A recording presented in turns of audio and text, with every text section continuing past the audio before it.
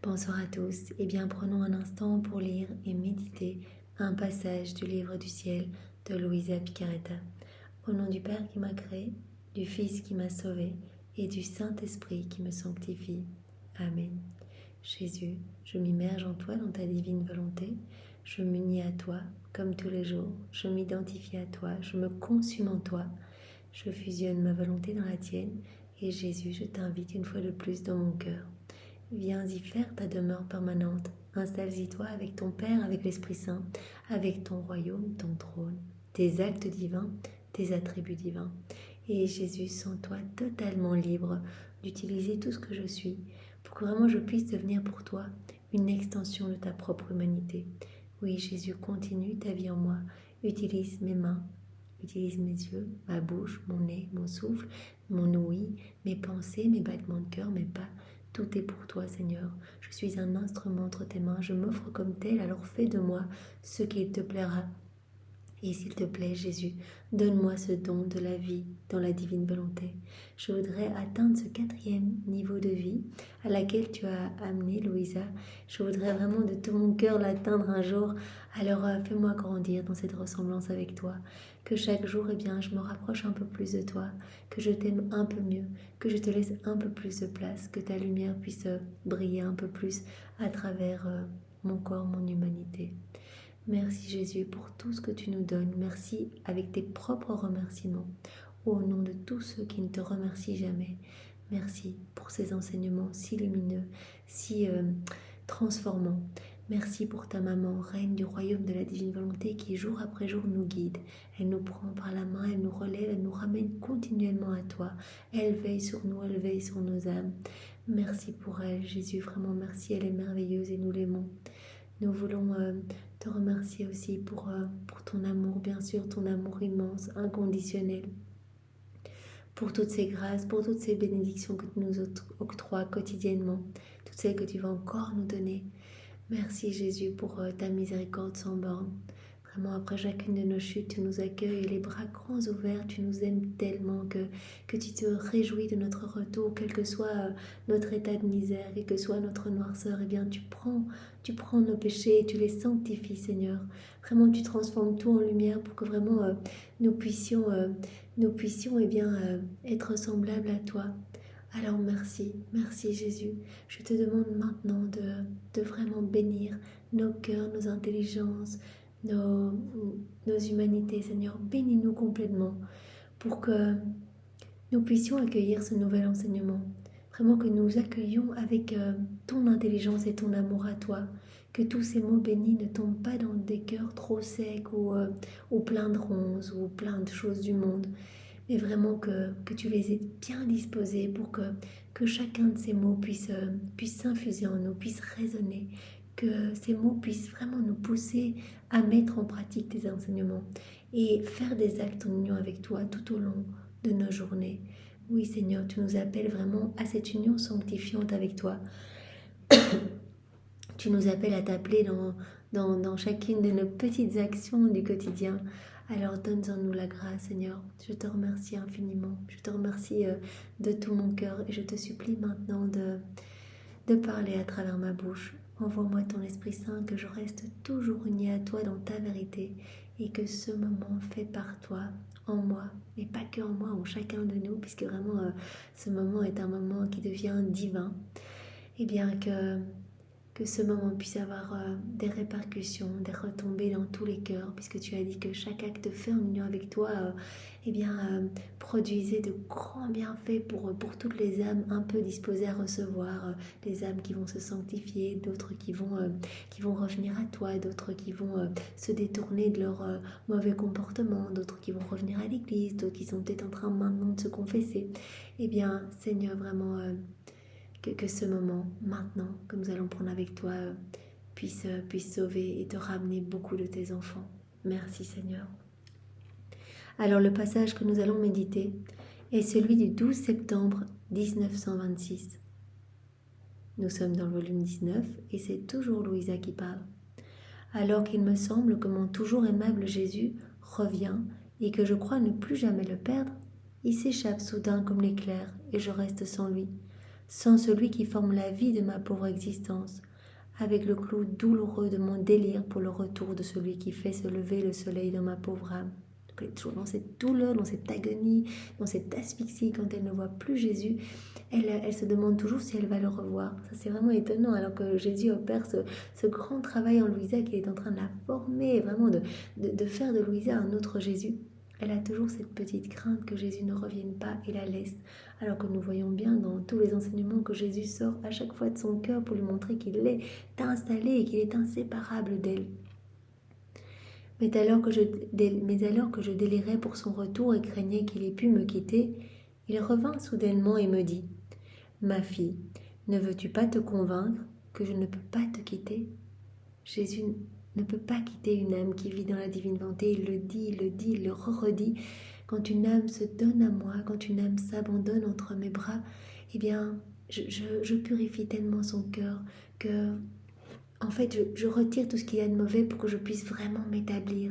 Et c'est une demeure stable, c'est une demeure permanente. Si je vois que cette âme désire cette vie dans la divine volonté et qu'elle me le manifeste, qu'elle me manifeste cette soif de me laisser opérer en elle, de me laisser agir en elle, de voir ma divine volonté régner dans son cœur, eh bien, je suis inséparable, je suis comme attirée, voilà, comme par un aimant, par cette âme. Et donc je suis là, mais qui dit que je suis là, eh bien, dit que mon Père est là et que l'Esprit Saint est là également. Ne veux-tu pas te convaincre que je ne peux pas te quitter ?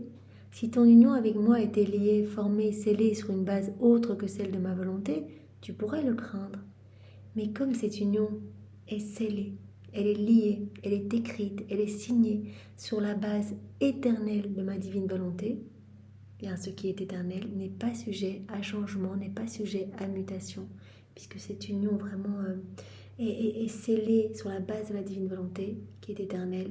Eh bien, l'union de l'âme qui s'abandonne entre les mains de Jésus et de Jésus est éternelle. Voilà. Ce qui est éternel n'est pas sujet à des mutations. Au contraire, ton être tout entier, tes désirs, tes affections et même tes fibres les plus intimes sont liés par des liens éternels. Ça, Jésus nous en parle souvent. Voilà, quand nous agissons dans la divine volonté, nous recréons tous ces liens. En fait, quand nous quittons la divine volonté, quand l'homme a quitté la divine volonté, quand Adam a quitté voilà, cet état de grâce, eh bien, il a rompu tous ses liens avec la divine volonté. Il a rompu tous ses liens avec la Trinité. Et quand nous revenons à Jésus et que nous lui manifestons notre oui, notre fiat pour que sa volonté soit faite sur nos vies, eh bien, à chaque fois que nous lui disons oui, à chaque fois que nous lui donnons cette autorisation, il y a un nouveau lien qui se crée entre Jésus et notre cœur. Et vraiment, ces liens sont indestructibles. Ces liens sont indissolubles. Et donc vraiment, notre âme est de plus en plus fermement attachée à Jésus. Au plus nous allons faire des actes, au plus nous allons lui dire notre volonté de vivre dans la divine volonté, au plus nous allons faire des rondes, au plus nous allons donner notre oui, au plus nous allons être soudés à Jésus. Ce sont des liens éternels. Et ma volonté s'écoule dans tes fibres les plus intimes, Louisa, dans tout ton être, dans tes désirs. Ma volonté s'écoule dans tout cela pour se constituer leur vie et les former de la substance divine et éternelle que contient ma volonté. L'éternité peut-elle être divisée ? Dieu peut-il jamais changer ? L'être suprême peut-il jamais être séparé de sa volonté ? Puisque la divine volonté va opérer en nous, va agir en nous, eh bien Jésus dit, bon, je ne peux pas rester séparé de ma divine volonté, je suis la divine volonté, donc par définition, je m'installe en toi. Dès que tu nous donnes ton oui, c'est parti, je m'installe. De la même manière, tout ce que ma volonté unit entre dans l'ordre divin et devient inséparable de moi. Donc tout est inséparable et indivisible. Aussi, comment puis-je te quitter ? S'il n'en était pas ainsi, tout ce que ma volonté a fait en toi, son art, son fondement, ses manifestations même, ne serait qu'un jeu, quelque chose de superficiel, une façon de parler et non pas une réalité. S'il n'y avait pas cette inséparabilité vraiment entre Jésus et la divine volonté, eh bien voilà, tous ces enseignements et tout cela serait vraiment une chose un peu superficielle, juste une façon de parler, ce ne serait pas une vraie réalité. mais parce que vraiment Jésus dit je suis la divine volonté, il suffit qu'on s'y plonge, il suffit qu'on s'abandonne entre les mains de Jésus et ça y est, il s'installe. Par conséquent, chasse ces pensées que je pourrais te quitter, parce que ce ne sont pas des choses que ma volonté produit ou qui lui appartiennent. Ma volonté est un lien ferme et indissoluble. Il paraît inconvenant à celle dont la vie est ma volonté de s'occuper de quoi que ce soit d'autre. Tu devrais plutôt demeurer ferme dans ta volonté d'étendre les frontières de son royaume afin qu'il puisse triompher, qu'il puisse être formé en toi et que tu agisses, que tu puisses le transmettre aux pauvres générations qui sont maintenant en train de se tortiller et de former le courant des gouffres dans lesquels elles seront balayées. Donc Jésus dit, plutôt que de t'inquiéter, reste dans ma paix, je suis inséparable de toi, je suis en toi, je vis en toi. Et sois plutôt que dans tes pensées, sois ferme dans ta volonté d'étendre les frontières de ma divine volonté, de ce royaume de la divine volonté dans ton âme. Comment l'étendre? À chaque fois que tu fais des actes en union avec moi, à chaque fois que tu fais des rondes, à chaque fois que tu fais des prières au nom de tous, des réparations au nom de tous, des remerciements, des bénédictions au nom de tous, etc. À chaque fois, eh bien, tu étends les limites de la divine volonté dans ton cœur. Donc plutôt que de te stresser, plutôt que de t'inquiéter que je ne revienne pas, eh bien, concentre-toi sur le fait d'étendre ces frontières, c'est-à-dire de rester toujours uni à moi. Concentre-toi sur le fait que ce royaume soit vraiment bien formé en toi pour que tu puisses le transmettre. Toi, Louisa, qui est la dépositaire du royaume de la divine volonté, toi qui es la chef de file et qui va devoir transmettre tous ces enseignements aux générations qui vont suivre. Et Jésus dit bien que toutes ces générations, donc après Louisa, sont en train de se tortiller dans un gouffre noir, un gouffre sombre en fait. Toutes ces mauvaises passions, ces mauvaises tendances, la violence, la guerre, les maladies, tout cela résulte de nos volontés propres. Et l'homme s'entortille dedans et creuse de plus en plus profondément son gouffre en fait, jusqu'à la perte de son âme. S'il n'y a pas cette vie divine en nous, c'est la perte de notre âme. Donc Jésus dit, concentre-toi, reste ferme vraiment dans cette union avec moi. Vraiment, garde ton attention fixée sur moi, ton intention de me glorifier par toutes tes actions. Et comme ça, le royaume va s'établir de plus en plus et tu vas pouvoir le transmettre, le royaume de ma divine volonté, ses enseignements, etc. Tu vas pouvoir tout transmettre aux générations qui en ont bien besoin, qui doivent retourner à ce pourquoi je les ai créés, à cette place d'enfants de lumière, puisque pour le moment, elles sont vraiment à cette place d'enfants de ténèbres en fait. Elles sont en train de grappiller pour une grâce ou l'autre, elles sont en train de s'emmêler les jambes dans les ténèbres qui résultent vraiment de leur acte fait dans leur volonté propre. Les châtiments aussi sont nécessaires. Ils serviront à préparer le terrain afin que le royaume du Fiat suprême puisse se former dans la famille humaine. Donc Jésus dit bien que parfois les châtiments sont des choses utiles. Et là particulièrement les châtiments, Jésus en parle comme moyen de balayer toutes les mauvaises choses dans les cœurs. Vraiment qu'il y ait comme une tornade dans les cœurs pour que la famille humaine puisse accueillir ce grand bien qu'est la vie dans la divine volonté. Ainsi, bien des vies qui seront un obstacle au triomphe de mon royaume disparaîtront de la surface de la terre. Il y aura beaucoup de châtiments et de destruction. C'est bien sûr toujours une énième façon de nous aimer. En fait, c'est un stratagème d'amour, tous ces châtiments. L'exercice de la justice divine, c'est l'amour de Dieu qui ne peut pas se déverser de façon amoureuse, vraiment dans des cœurs ouverts. Et donc, il doit se déverser autrement. C'est ce feu bouillonnant d'amour qui sort d'une autre façon, en fait, pour ramener les hommes à Dieu, en fait. D'autres châtiments seront formés par les créatures elles-mêmes pour se détruire les unes les autres. Donc voilà, quand l'homme ne veut pas être dans la volonté voulue de Dieu, que l'homme ne veut pas faire la volonté de Dieu, et même aller plus loin, vivre dans la volonté de Dieu, l'homme n'en fait qu'à sa sauce, et donc Dieu autorise. L'homme va se retrouver dans la volonté permissive de Dieu. Donc Dieu va autoriser que l'homme va se détruire tout seul, etc. Parce qu'il a choisi volontairement de ne pas être sous le regard de Dieu, de ne pas faire la volonté de Dieu. Qu'on fait la volonté de Dieu, voilà, maintenant nous voyons que nous pouvons faire plus que faire la volonté de Dieu. Nous pouvons vivre dans la divine volonté, laisser la divine volonté opérer en nous. Mais quand nous nous trouvons à faire la volonté de Dieu, et bien sûr a fortiori à vivre dans la divine volonté, nous recevons énormément de grâce, de bénédiction, l'aide de Jésus en toutes circonstances. Quand nous ne voulons pas de Dieu, nous nous trouvons dans la volonté permissive de Dieu. Il autorise que des choses arrivent dans notre vie, les conséquences de ce que nous avons voulu. Et à ce moment-là, bon voilà, on est un petit peu dans les ténèbres parce qu'on va devoir assumer ce que nous, on a mis en place. Et donc Jésus dit qu'il y a beaucoup d'hommes qui créent eux-mêmes ces châtiments, en fait, qui lancent des guerres, etc. et qui détruisent les autres, qui se détruisent eux-mêmes. Cela ne doit cependant pas t'inquiéter, Louisa. Prie plutôt que tout puisse se produire pour le triomphe du royaume du Fiat suprême. Donc c'est la deuxième fois dans cet enseignement où Jésus demande à Louisa de ne pas s'inquiéter, de ne pas craindre. Mais il lui demande deux choses importantes, de rester fixé sur Jésus, de rester fixé sur cette union, de t'inviter Jésus dans toutes ses actions, de rester uni à Jésus, de vivre dans sa divine volonté et d'étendre vraiment les frontières de ce royaume en son cœur. Deuxième chose, reste dans la prière. Laisse-moi prier en toi. Parce que quand on prie dans la divine volonté, ce n'est plus nous qui prions, c'est Jésus qui prie en nous. Prie pour que tout puisse se produire pour le triomphe du royaume du Fiat suprême. C'est-à-dire que chaque acte que l'on va faire en union avec Jésus, cela va être une offrande de prière, une offrande d'adoration, de louange, de bénédiction. Vous imaginez, j'écris dans ta divine volonté, Seigneur, je mange dans ta divine volonté, je balaye dans ta divine volonté, je me mouche dans ta divine volonté.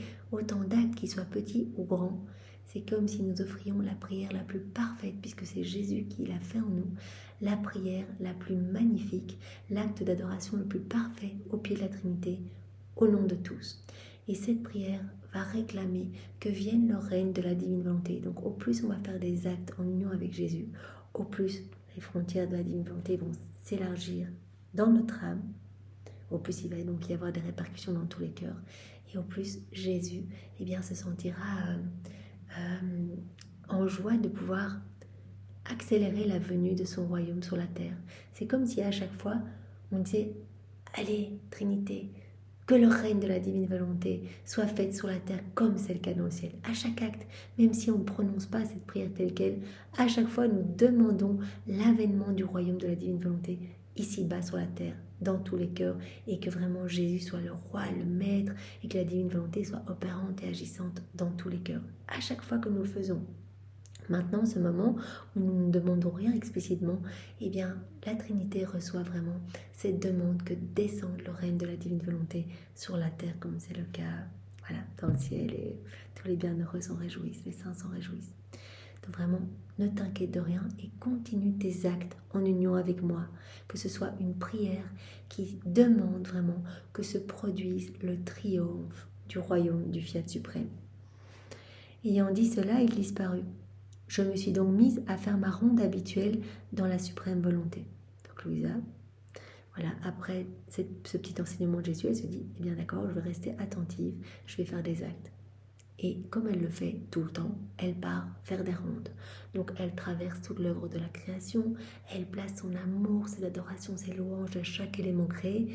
Elle traverse toute l'œuvre de la rédemption, elle vient près de Jésus, elle le prend dans les bras, elle le console, elle l'aime, elle unit ses prières aux siennes, ses réparations aux siennes, etc.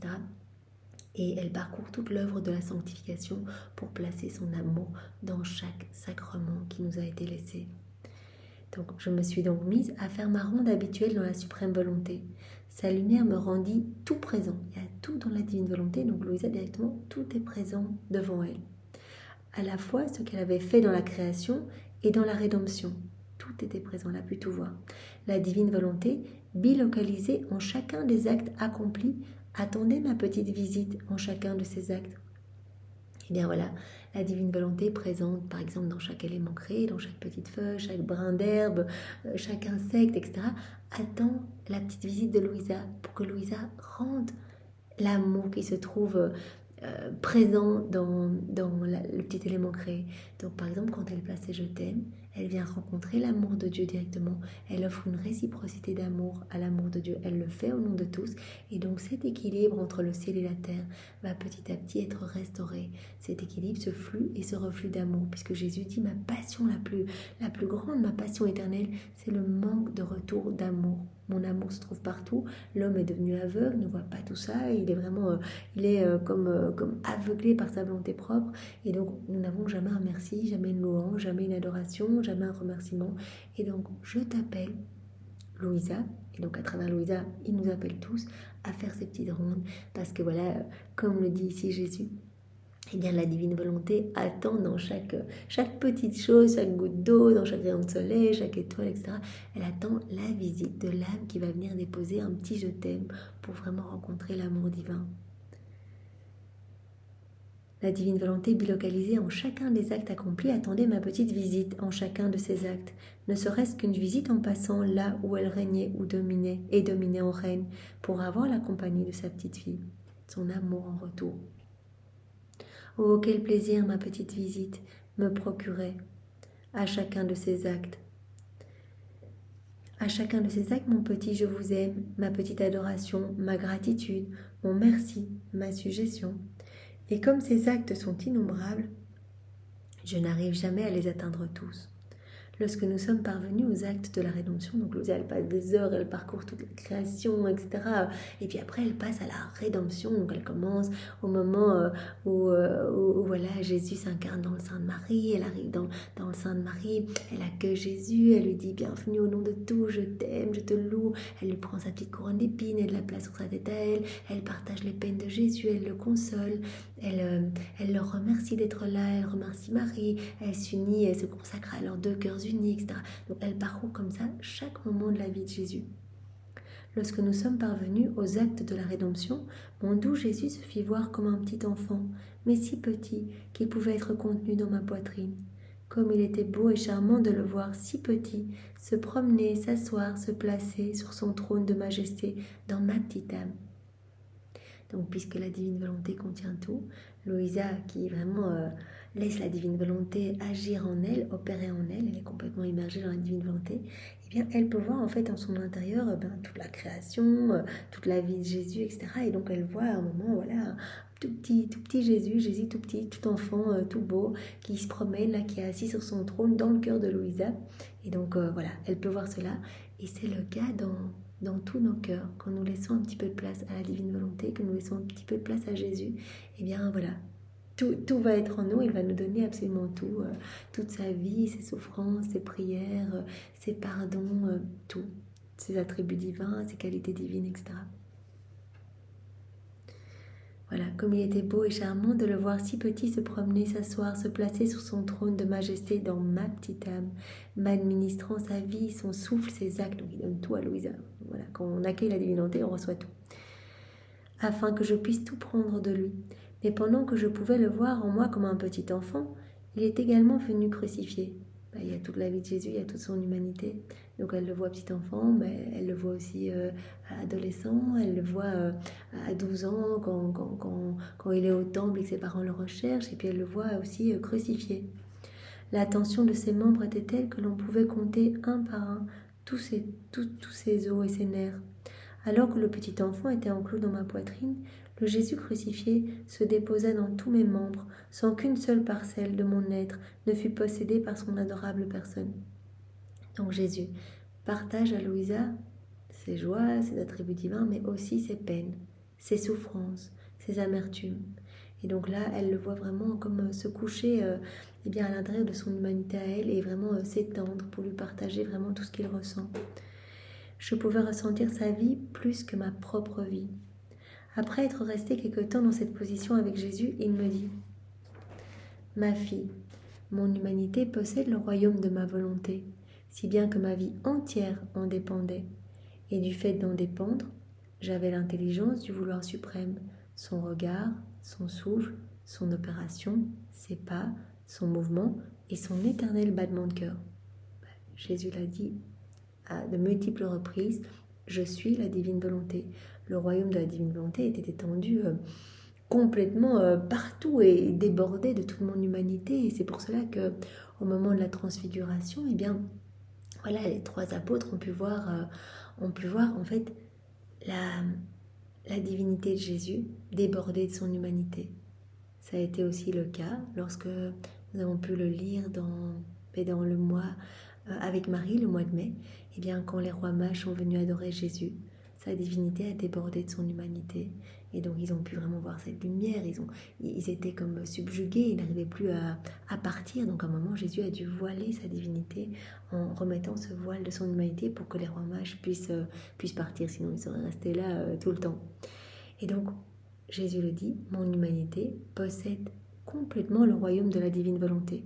Si bien que ma vie entière en dépendait, et du fait d'en dépendre, j'avais l'intelligence du vouloir suprême. Jésus, il pouvait nous voir continuellement. C'est pour cela qu'il nous voyait tous à travers les siècles et qu'il pouvait refaire nos vies.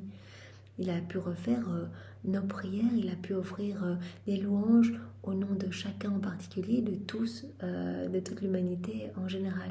Donc il a vraiment pris chacun de nos actes, à chacun de nous, et il a tout refait, il a tout vaincu avec sa volonté humaine, il a tout refait avec sa divine volonté. Donc la divine volonté était totalement, il a dit je suis la divine volonté, donc tout était divine volonté en lui. C'est ainsi que je formais le royaume du Fiat suprême, sa vie et ses biens dans mon humanité. Peux-tu voir alors ce que signifie former son royaume en toi?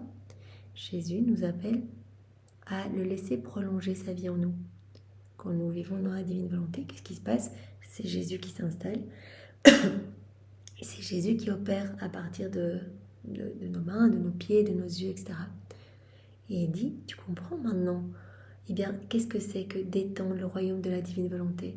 Au point que toute ma lumière, que tout mon amour puisse déborder de ton humanité à toi aussi. Je veux faire exactement la même chose que je faisais sur la terre, je veux le faire en toi. Je veux sauver des âmes, je veux glorifier mon Père à chaque instant, je veux que mes enfants reviennent à moi, je veux bénir la Trinité au nom de tout, je veux offrir toute la gloire, l'honneur et l'amour qui était dû à mon Père qui n'avait pas été donné par les hommes, qui n'a pas été donné par les hommes, que nous ne donnons pas encore aujourd'hui. Et donc Jésus nous appelle à le laisser agir en nous. Voilà, donc du fait d'en dépendre, j'avais l'intelligence du vouloir suprême. Donc Jésus nous parle de son humanité. J'avais son souffle, son regard, son opération, ses pas, son mouvement et son éternel battement de cœur. C'est ainsi que je formais le royaume du Fiat suprême, sa vie et ses biens dans mon humanité. Peux-tu comprendre alors l'importance de ce que signifie former son royaume en toi? Donc Jésus veut vraiment, donc il en avait parlé donc juste précédemment, concentre-toi pour étendre les frontières du royaume de ma divine volonté en toi. Donc concentre-toi pour rester tout le temps uni à moi, pour me laisser agir en toi, pour que les frontières puissent s'étendre et que vraiment ma lumière puisse être de plus en plus jaillissante en toi et débordante de toute ton humanité. Je dois te transmettre ce que mon humanité possède. L'humanité de Jésus possède complètement le royaume de la divine volonté. Et donc Jésus va tout nous transmettre, laquelle va t'administrer sa pensée. Donc l'humanité de Jésus va nous administrer, quand nous allons décider de vivre dans la divine volonté, sa pensée, son regard, son souffle et tout ce que je possède pour la formation du royaume. En invitant Jésus dans notre cœur, en nous plongeant dans la divine volonté, Jésus va tout nous donner. Il nous donne tout ce qu'il est, ses attributs divins, ses pensées, sa vie, son cœur, ses souffrances, il nous donne tout. Pour que vraiment puisse se former en nous le royaume de la divine volonté. Vois combien j'aime ce royaume. Je mets ma vie entière, mes souffrances et ma mort à sa disposition, à sa fondation, sa garde, sa défense, son soutien. L'humanité de Jésus, se donne entièrement pour... comme gardien en fait, comme l'humanité va être une gardienne du royaume de la divine volonté, va être son soutien, va être sa défense, va être à sa disposition de la divine volonté, du royaume de la divine volonté, à sa fondation. Tout en moi servira à maintenir le triomphe et l'empire absolu de ma volonté. Ne sois par conséquent pas surprise si tu vois les différents stades de mon âge et de mes œuvres répétées en toi, et si tu me vois maintenant comme un enfant, tantôt jeune, tantôt crucifié. C'est le royaume de ma volonté qui est présent en toi, et ma vie tout entière qui s'étale à l'intérieur et à l'extérieur de toi, en gardienne et en défense de mon royaume. Quand on vit dans la divine volonté directement, Jésus vient s'installer en nous, c'est lui qui fait les actions parce que lui est garant, son humanité, l'humanité de Jésus, est garante de la formation du royaume de la divine volonté dans notre cœur.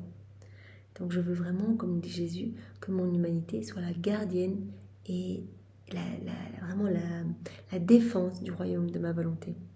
Par conséquent, sois attentive et lorsque quelques craintes t'assaillent, pense que tu n'es pas seule. Tu n'es pas seule, Louisa. Je suis là, puisque moi, je garde ce royaume très, très précieusement. Donc, mon humanité vraiment veille à ce que ce royaume puisse s'étendre. Donc, tu n'es pas seule. Je suis là. Je suis vraiment établie dans ton cœur. Tu n'es pas seule. Tu as ma vie tout entière pour t'aider à former en toi mon royaume. Poursuis ton envol continuellement dans l'unité de la lumière suprême de la divine volonté. C'est là que je t'attends pour te donner en retour mes surprises, pour te communiquer mes leçons. Donc continue ton envol, Louisa, ne te laisse pas distraire par les petites choses, par les petites craintes. Je suis là, je suis là, je suis là. Donc maintenant, tu te concentres, tu restes les yeux fixés sur moi et tu continues ton envol pour que ton cœur aille bien s'accrocher dans le soleil de la divine volonté. Et vraiment, par ces liens indissolubles, eh bien, il y a de plus en plus de connexion, de câblage entre moi et toi. Et Jésus nous appelle aujourd'hui, bien, aussi à faire des actes. Voilà, la journée est finie, mais nous pouvons refaire notre journée dans la divine volonté. On peut dire, voilà, Jésus, je m'excuse, j'ai pas beaucoup pensé à toi aujourd'hui, ou en tout cas, j'ai essayé de faire des actes et ça a été un peu plus laborieux. Donc vraiment, je refais tout depuis mon réveil jusqu'à maintenant. On peut aussi refaire toute notre vie depuis notre conception jusqu'à maintenant. Le Seigneur voit notre intention d'amour, voit notre intention de lui plaire. Je veux tout faire, Seigneur, pour te glorifier au nom de tous. Et d'ores et déjà, eh bien, je te donne ma soirée, je te donne ma nuit pour que tu viennes te reposer en moi et que voilà, tu touches beaucoup d'âmes à travers mon sommeil. Que ma nuit soit prière pour toi, Seigneur, et que tu puisses trouver du repos, de la consolation et de l'amour dans cette offrande. Merci Seigneur pour ce magnifique enseignement, pour tous tes enseignements. Merci pour ton amour. Nous t'aimons Seigneur. Au nom du Père et du Fils et du Saint-Esprit. Amen. Soyez tous bénis et passez une belle soirée dans la divine volonté. Au revoir.